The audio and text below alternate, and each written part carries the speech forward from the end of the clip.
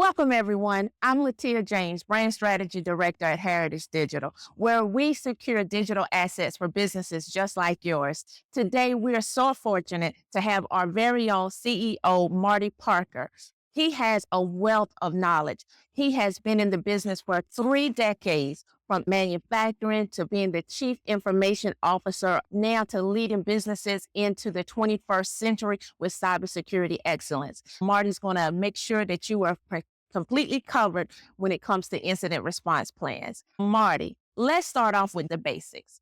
What exactly is an incident response plan, and why is it critical for businesses? An incident response plan is required by most businesses in order to be able to get cybersecurity insurance, because the important piece of this is they have to be prepared. In order to be insured, they have to have the documents to prove that they are prepared. So the incident response plan basically is a document that directs them on how to respond. I'll give you, for instance, we've been doing fire drills since we were little kids. Mm-hmm. Why do we do fire drills? I mean, does it prevent fire? No. It doesn't prevent fire. So why do we do them? It's to save lives, but it saves lives because it prepares us. It gives us a strategy for attacking a fire. How do I go about getting out of the building efficiently? Just like with a fire drill, we need to be prepared for an incident. And the incident response plan basically equates to that sign that sits on the wall of every facility you go into that says, here's the nearest exit. Your incident response plan is giving you the directions on how to execute in the time of an event. Drawing from your experience, where response is critical, what are the key elements that businesses should include in their planning? The preparation, the training, the monitoring, the tools that are used in order to prepare them for the event. Once you are prepared for the event, then you've got to have the plan that will help you detect the problem. If an event occurs, you got your fire detectors that are going to go off, and you've got some advanced warning of this event occurring. The same thing goes in the cyber arena, because what you have to have are layers of protection. Whenever you're defending against a cyber attack, what you're talking about doing is basically building a defense in different levels. If they penetrate one level, you'll pick up on them on the next, with the intent of hopefully thwarting the issue before they can get to the actual data that they're trying to get to. I say that in regards of detecting the issue so that you can respond. We're talking about the detection and then the response. The response would be where we would go in and actually try to resolve the issues, remediate the problems that were created. Let's assume that the incident did occur, and now we've got to go fix that problem. If we go back to the analogy on the fire, you had your plan for how you exit the building. Hopefully everyone got out fine. Now you've got to go deal with the fire. That's where you've got the people that are trained on the issue to come in and actually take care of the problem.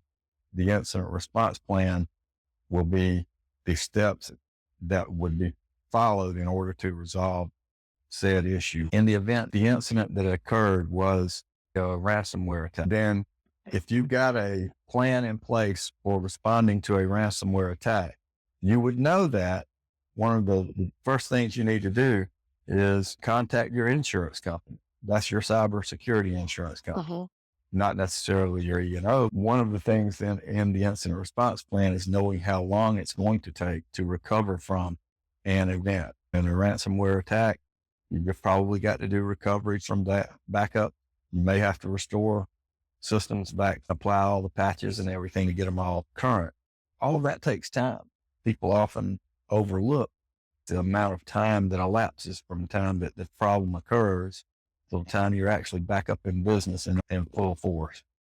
Marty, an incident response plan is not just for cyber incidents. It can be for fire. It can be for a sudden loss of a CEO. It can be for different things, which is the whole point of an incident response plan.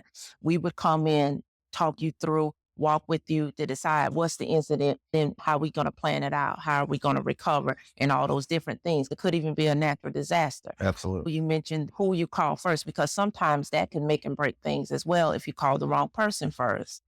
you also need to know where you're going to keep those numbers. How are you going to get in touch with these people? All of that can be outlined in your plan as well. When we're building an incident response plan, one of the first things we discover in the process of going through a test of that plan is we discover the things that we were anticipating having ready to go. You don't have access to them. Do you know your customers' phone numbers, your vendors' phone numbers? Do you know your lawyer's phone number? That's another one that needs to be called in the event of a ransomware attack.